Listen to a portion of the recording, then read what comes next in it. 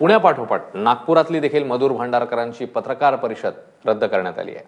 भांडारकरांच्या आगामी हिंदू सरकार चित्रपटाला काँग्रेसने विरोध केला आणि त्याच अनुषंगाने एक प्रेस कॉन्फरन्स आज घेण्यात येणार होती, मात्र तिकडे देखील गोंधळ झाल्याचं चित्र समोर येते। सरिता कौशिक आपल्या सोबत आहेत। सरिता, काय घडलंय नागपूरमध्ये?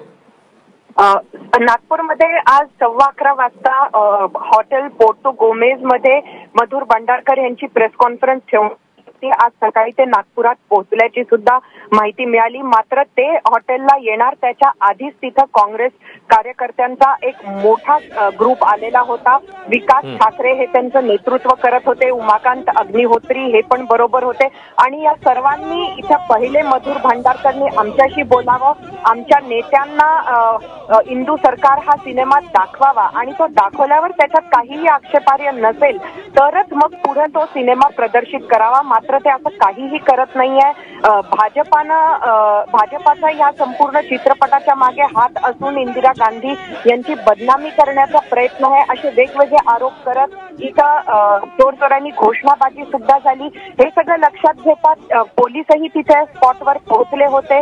हॉटेलना सुद्धा जे दरवाजे होते आपल्या हॉटेलचे ते लावून टाकले। प्रेस कॉन्फरन्स घेण्यास एकीकडे हॉटेलने सुद्धा नकार दिला तर दुसरीकडे जे आयोजक होते प्रेस कॉन्फरन्सचे त्यांना सुद्धा लक्षात आलं की ही प्रेस कॉन्फरन्स घेणं इथं डोईजड होऊ शकतं आणि त्यामुळे संपूर्ण प्रेस कॉन्फरन्सच इथं रद्द करण्यात आली।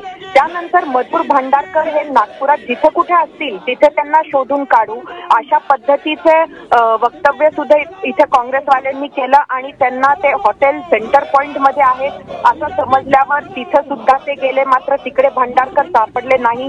दुसऱ्या एका हॉटेलच्या कडे सध्या काँग्रेसवाल्यांनी रुख केलेला आहे, तिथे त्यांना भांडारकर सापडतात का बघूया।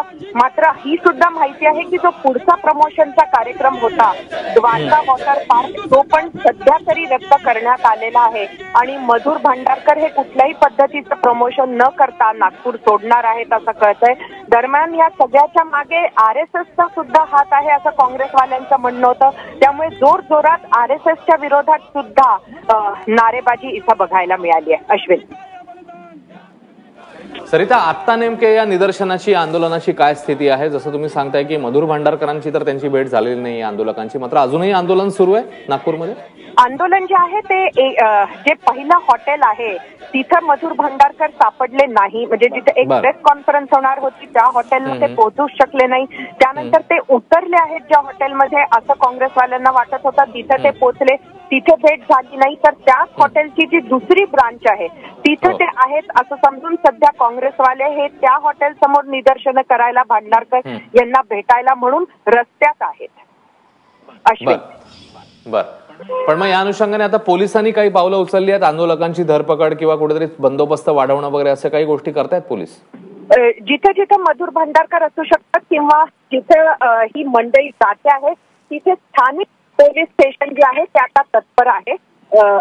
कुठलीही आंदोलनाची परवानगी घेतली नव्हती आणि त्यामुळे आता तिथं मधुर भांडारकर आले नाही प्रेस कॉन्फरन्सच्या जागी, मात्र पोलीस सुद्धा आंदोलन करते बोलताना कुठली परवानगी नाही, विरोधात काही नाही, त्यामुळे त्यांनी इथनं जावं। मात्र फारशी तशी वेळ आली नाही, नारेबाजी करून थोड्या वेळ रस्ता अडवून काँग्रेसची मंडळी ही भांडारकरांच्या शोधामध्ये निघाली।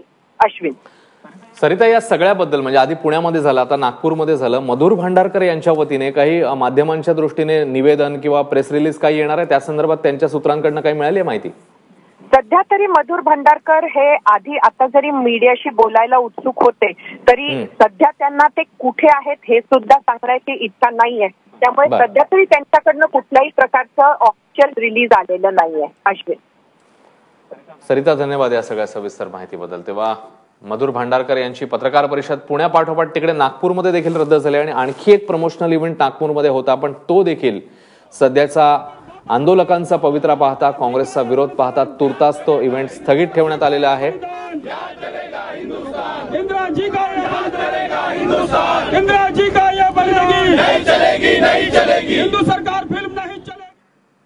या संपूर्ण प्रकरणावर नागपूरचे काँग्रेस शहराध्यक्ष विकास ठाकूर काय म्हणतात बघूया। देशातल्या कानाकोपऱ्यातला काँग्रेसचा कार्यकर्ता यांना ठेचून टाकणार आहे म्हणून त्यांनी जर नागपुरात आले असेल कुठे जरी असेल तिथून चुपचाप परत जावं नाही तर आम्ही त्यांना आज शोधून काढू आणि त्यांनी जर पत्रकार परिषद घेण्याचा प्रयत्न केला तर तो हाणून पाडू आणि याचं उत्तरी दाखवू. जर सिनेमा कोणत्या टॉकीजमध्ये लावायची जर त्यांनी हिंमत केली तर ती टॉकीजी कशी चालते आम्ही नागपूर शहरात हे आम्ही पाहून घेऊ.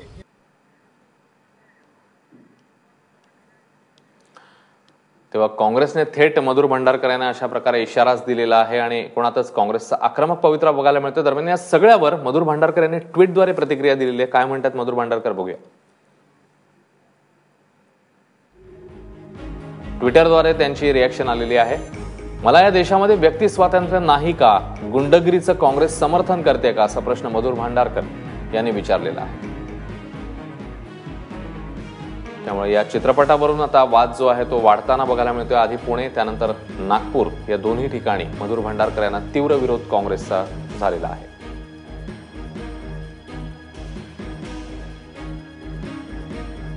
आणि हा ट्विटवरनं आपली ही रिॲक्शन देताना त्यांनी राहुल गांधींना या संदर्भात टॅग केलेलं आहे. आता बघूया केंद्रीय पातळीवरनं दिल्लीमधनं या सगळ्या संदर्भात काँग्रेसकडनं काही अधिकृत प्रतिक्रिया किंवा मधुर भंडारकर यांच्याशी संवाद होतो का.